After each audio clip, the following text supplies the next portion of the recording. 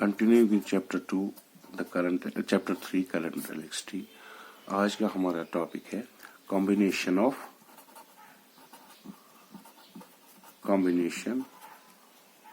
Of resistors.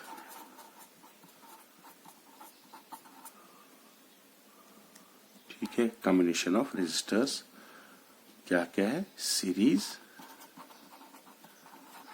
And parallel.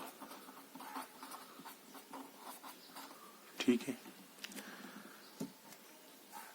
तो पहला जो सीरीज है, ठीक, now two or more resistors are said to be in series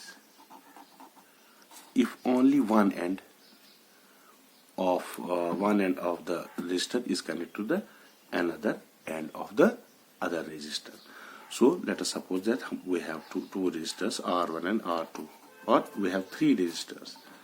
तो यहाँ पर क्या करते हैं हम? देखिए, तीन रेजिस्टर्स है, तीन से ज्यादा भी हो सकती है, दो भी हो सकती है सीरीज में। तो जब एक का एंड दूसरे के एक एंड से, सिर्फ एक एंड, इसका दूसरा एंड तीसरे के दूसरे एंड से ज्वाइन करेंगे तो इसी तरह से चलता रहेगा। Then we see that these are in series.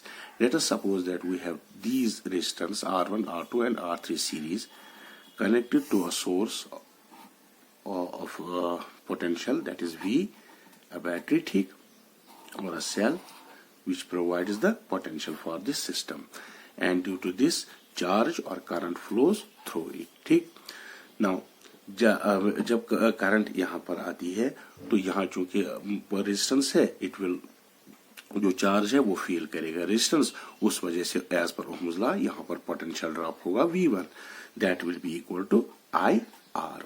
ठीक है, फिर करंट चूंकि सेम है, ठीक है, समझो जैसे पानी जा रहा है, एक ही पाइप से जाएगा तो सारा जाएगा इधर से, तो यहाँ पर as per Ohm's law potential drop होगा V2 is equal to IR2।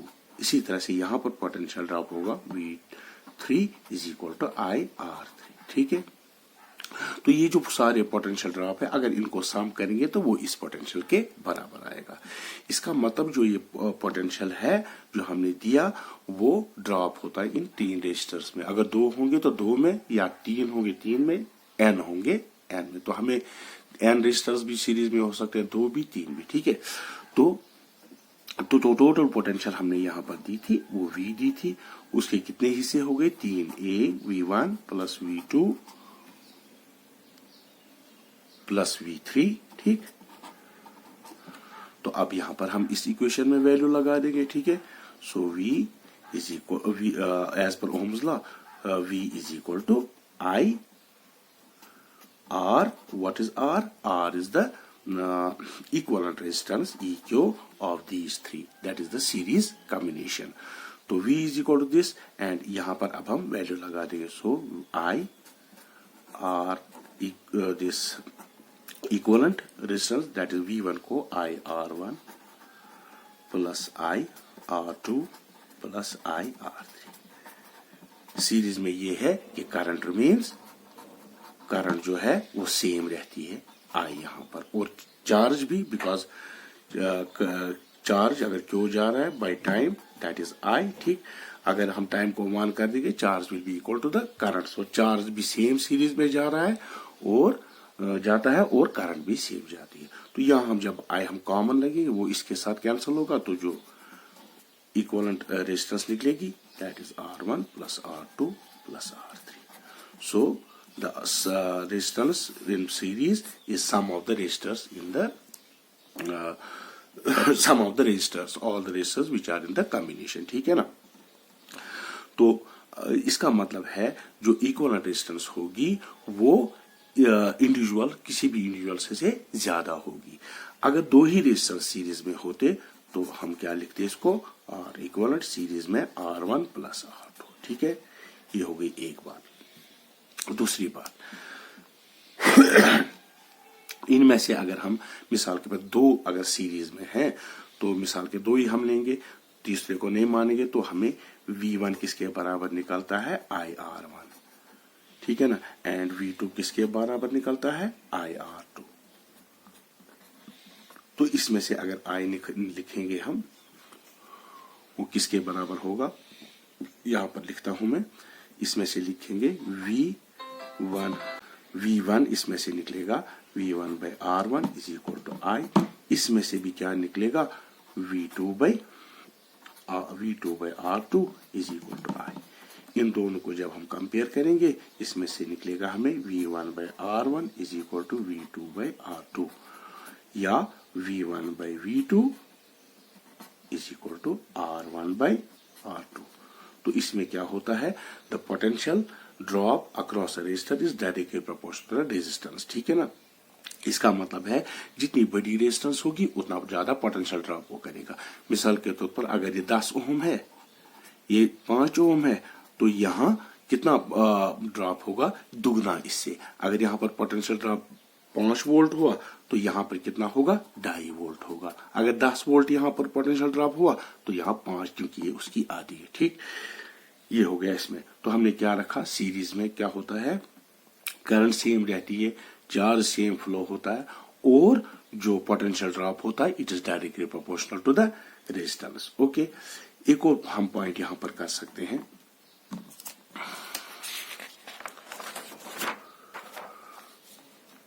देखिए, अभी हमने देखा जो दो अगर सीरीज में हो तो हम जो इक्विवेलेंट रेजिस्टेंस निकलती है, यानी मिसाल के तौर पर ये दो रेजिस्टेंस है R1 एंड R2 सीरीज में, इसका इक्विवेलेंट यानी सीरीज में, इसका मतलब एक रेजिस्टर जो इसके सम के बराबर हो, रिप्लेस करें इन दोनों को। ठीक है ना, ये R इक्विवेलेंट इसकी हो गई। ठीक है ना, इक्विवेलेंट रेजिस्टर, चाहे आप 2 इस्तेमाल करो या सिंगल ये करो। ठीक है, ये क्लियर। अच्छा, नाउ हमें था सीरीज में R equivalent R1 plus R2। ठीक है ना, 2 रेजिस्टर्स अगर होंगे, अगर R1 बराबर होगा R2 is equal to R, यानी दोनों रेजिस्टर जो लगे सीरीज में उनकी रेजिस्टेंस R है, तो जो इक्वलेंट रेजिस्टेंस निकलेगी वो R equivalent, that will be R, इसके बदले में R, इसके बदले में R, that will be equal to 2R। So it will be twice the resistance of the both of the resistance, that means which is greater than either of the two, है ना, R से बड़ा 2R है। ठीक है ना,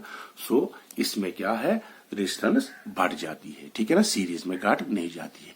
और ये यहाँ काम आता है कि अगर हमारे पास छोटी छोटी रेजिस्टेंस है, हमें बड़ी चाहिए, हम उनको सीरीज में अरेंज कर सकते हैं ताकि हमें डिजायर्ड रिजल्ट मिले। ठीक है ना, नेक्स्ट जो हमारा है that is parallel combination, that is parallel combination. Okay, parallel combination.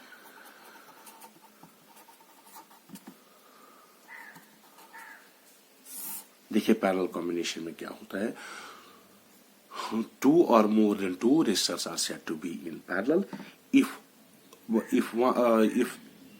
if all the resistances are joined, one end of them are joined at one point and other ends are joined at a other point. ठीक है ना, that is they have only 2 points. वो कैसे, मिसाल के तौर पर अगर हमारे पास 3 रेजिस्टर है, एक ये है, ठीक, दूसरा ये है और तीसरा ये है, तो इनके एक ये और ये इनके कॉम जो पॉइंट है हम उनको एक ही एंड पे जोड़ देंगे। ठीक, ऐसे, और ये जो बाकी एंड है हम एक यहाँ पर जोड़ देंगे। तो हम कहेंगे कि भाई ये तीनों रेजिस्टेंस, लेट अस से this is R1, this is R2 and this is R3, ये पैरेलल में है, इनका एक पॉइंट कॉमन होता है। चूंकि अब 2 ही पॉइंट होते हैं, जो अगर पोटेंशियल यहां से देंगे तो यहाँ जो पोटेंशियल होगी वो सेम होगी थ्रू आउट। इसके यहाँ पर भी पोटेंशियल ड्रॉप V होगा, यहाँ पर भी पोटेंशियल V होगा, यहाँ पर क्यों, क्योंकि ये दोनों इनका एंड एक ही है। तो उसमें क्या सीरीज में रहता है, करंट सेम रहती है, यहाँ पर क्या रहता है, पोटेंशियल सेम, मतलब पोटेंशियल डिवाइड नहीं होता। ठीक है ना, तो ये करंट हो, मिसाल के तौर पर इसके करंट I है, तो अब यहाँ पर ब्रांचिंग होगी, समझो ये पानी आ रहा है, अब यहाँ पर 2-3 पाइपें हैं, तो ये 3 पाइप इसमें से डिस्ट्रीब्यूट होगा। कैसे डिस्ट्रीब्यूट होगा, जहां ज्यादा रेजिस्टेंस होगी वहां कम करंट जाएगी, जहां कम रेजिस्टेंस होगी वहां कम करंट जाएगी, because current follows that path which has least resistance. ठीक है ना, जो कम रेजिस्टेंस पाथ होगा वहां ज्यादा करंट जाएगी, जहां हाई रेजिस्टेंस होगी वहां ज्यादा वहां काम करंट जाएगी। तो मिसाल के तौर पर यहाँ पर I1 इसमें से गई करंट, यहाँ I2 गई, तो यहाँ इसमें से I3 गई। ये तीनों यहाँ पर आएंगी, I1 I2 I3, और यहाँ पर फिर से मिलेंगी I1 plus I2 plus I3, तो वो बना के जो यहाँ पर असल में करंट आई थी I बनेगी। तो यहाँ क्या पार्ट्स किसे होते हैं, यहाँ करंट के हिस्से होते हैं। तो उसी इक्वेशन से हम स्टार्ट करेंगे। तो I is equal to I1 plus I2 plus I3, ठीक है। अब according to Ohm's law V is equal to IR। तो यहाँ R जो है ये इसकी इक्विवेलेंट रेजिस्टेंस है, दैट इज हम लिखेंगे इसको R इक्विवेलेंट या R पैरेलल लिखो, ठीक है ना। तो I किसके बराबर निकलेगा, V बाई R इक्विवेलेंट। इसी तरह से I1 क्या निकलेगा बराबर, I1 निकलेगा बराबर, यहाँ पर चूंकि पोटेंशियल सेम है, V बाई R1। इसी तरह से I2 किसके बराबर निकलेगा, V बाई R2। इसी तरह से I3 किसके बराबर निकलेगा, V बाई R3, ठीक है। तो ये तीनों I1 I2 और I3 का वैल्यू यहाँ पर हम सबस्टिट्यूट करेंगे। तो जब हम सबस्टिट्यूट करेंगे इसमें I के बदले में V by R equivalent, so V by R equivalent is equal to यहाँ पर I1 के बदले V बाई R1, I2 के बदले V बाई R2 और I3 के बदले में V by R3। V common निकलेगा, वो कैंसिल हो जाएगा, 1 by R equivalent is equal to 1 by R1 plus 1 by R2 plus 1 by R3। तो reciprocal of the equivalent resistance is equal to the sum of the reciprocal of the individual resistance. Okay, suppose we have only two resistance in parallel, ऐसे मिसाल के तौर पर दो ही हैं parallel में।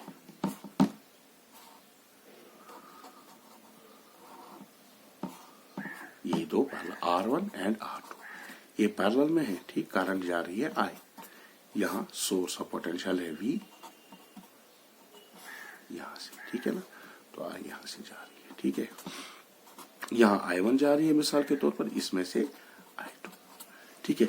तो ये हमारी इक्विवेलेंट रेजिस्टेंस क्या बनेगी, 1 by R equivalent is equal to 1 by R1 plus 1 by R2। और इसको जब हम अरेंज करेंगे, R equivalent will be equal to R1 R2 plus R2। तो यहां पर क्या होगा, product of resistance divided by sum of resistance. तो यहां ये इक्विवेलेंट रेजिस्टेंस है। अब यहां पर देखिए, यहां हमें I1 किसके बराबर निकलेगा, यहां चूंकि पोटेंशियल सेम है, तो यहां अब देखिए, तो ये आ गई इक्विवेलेंट रेजिस्टेंस, ठीक है ना। अब यहां पर हम इसमें क्या होगा, देखिए यहां चूंकि पोटेंशियल सेम है V, यहां पर पोटेंशियल सेम है क्योंकि दो ही एंड है यहां, ठीक है ना। तो पोटेंशियल इसमें भी वही होगा, पोटेंशियल तो यहां पर वही भी होगा। तो अब हम यहां पर लगा देंगे, तो ये हमें क्या निकलेगा V will be equal to I1 R1, ठीक है ना, पहले में। दूसरे में क्या होगा, V चूंकि पोटेंशियल सेम है उसका भी I2 R2, ठीक है। तो इनको इक्वेट अगर करेंगे हमें निकलेगा I1 R1 is equal to I2 R2, ठीक है। तो इसमें से क्या होगा, अगर हम लिखेंगे I1 by I2 is equal to R2 by R1।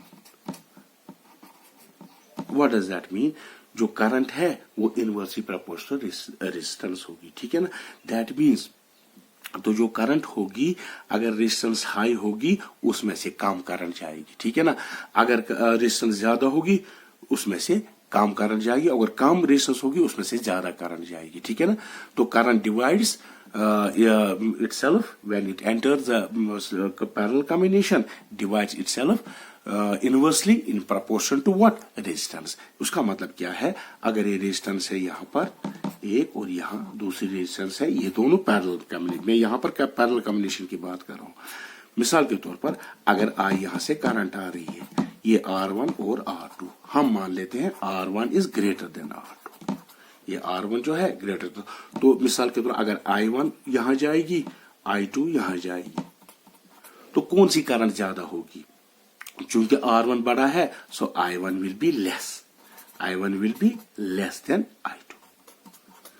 क्यों, I2 क्योंकि रेजिस्टेंस कम है तो यहां ज्यादा करंट जाएगी और यहां कम करंट जाएगी, ठीक है ना। बात समझ में आई।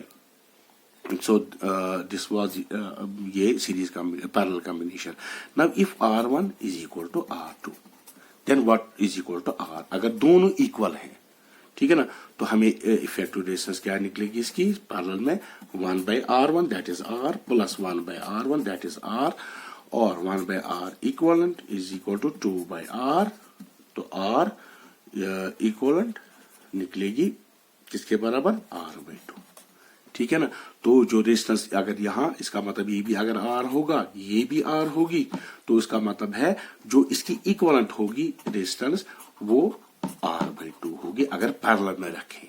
सीरीज में क्या होगी दुगना होगी. बात समझ में आई. तो यहां पर ये काम तो जो पैरेलल हमें कॉम्बिनेशन होता है वो हमें तब जरूरत लगता है जब हमारे पास बड़ी रेजिस्टेंस हो. हमें उन छोटी चाहे हमारे पास नहीं है तो हम उनको क्या कॉम्बिनेशन करेंगे हम पैरेलल में लगाएंगे ताकि रिजल्टेंट जो हो वो कम रेजिस्टेंस हो इंडिविजुअल्स की. ठीक है ना. So this was about parallel combination. Now, how can we calculate the current through some complicated circuit which has both series as well as parallel combinations? Let us consider such a circuit. मिसाल के तौर पर ये circuit है. इसमें एक resistance है ऐसे between point A and B. Let us say this is R1, and we have two more resistors which are parallel here.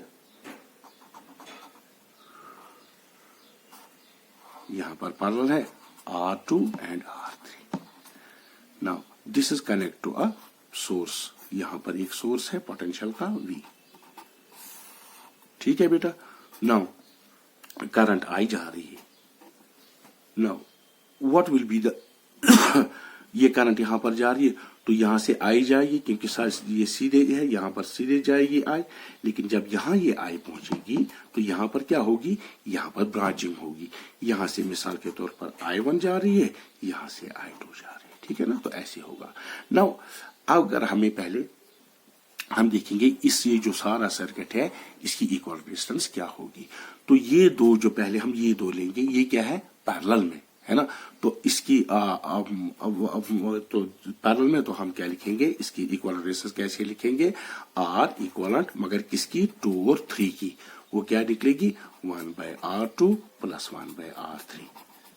ठीक है ना. और R equivalent 2 3 will be equal to R3 divided by R2 और इसको मतलब multiply वगैरह करके ठीक है ना प्लस R3. नाउ अब ये इसके बदले में हमें ये इक्वलेंट रेजिस्टेंस है. तो ये जो सर्किट है ये अब क्या बनेगा अब रेजिस्टेंस R1 यहां है. ठीक. और इसके बदले में इन दो के बदले में ये रेजिस्टेंस है R पैरेलल वाली जो हमने यहां ली. कौन सी R2 3 वाली. ठीक है ना. तो यहां पर हमने ले ली. अब करंट जो I है वो सारी इसमें भी जाएगी इसमें भी यही करंट जाएगी I. ठीक है ना. बात समझ में आई.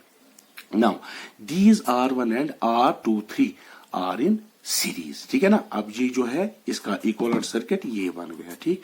तो ये सीरीज में है तो इसकी तो इनकी ऐड होंगी. सो R किसकी 1 2 3 इफेक्टिव विल बी R1 ठीक है ना प्लस R2 3 इक्विवेलेंट. ठीक है. तो अगर मैं इसका वैल्यू दे दूं यहां पर तो मुझे क्या निकलेगा R1 2 3 ये जो सारे सर्किट की इक्वलेंट रेजिस्टेंस है will be equal to R1 तो खाली है. ठीक.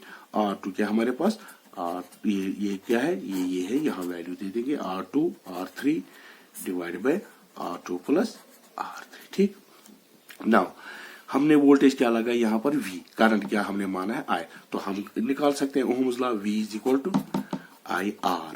लेकिन R क्या है अब R इस सर्किट की ये है इस सारे सर्किट की R1 2 3 इक्वल. ठीक है ना. तो I किसके बराबर निकलेगी V divided bye R1 2 3 equal. ठीक है. तो हम इसको वैल्यू दे देंगे V divided by this R1 plus R2 R3 divide by R2 plus R3. इसको सॉल्व करके इसका वैल्यू निकलेगा. This is how we calculate the resistance of this complicated circuit. Okay. Thank you.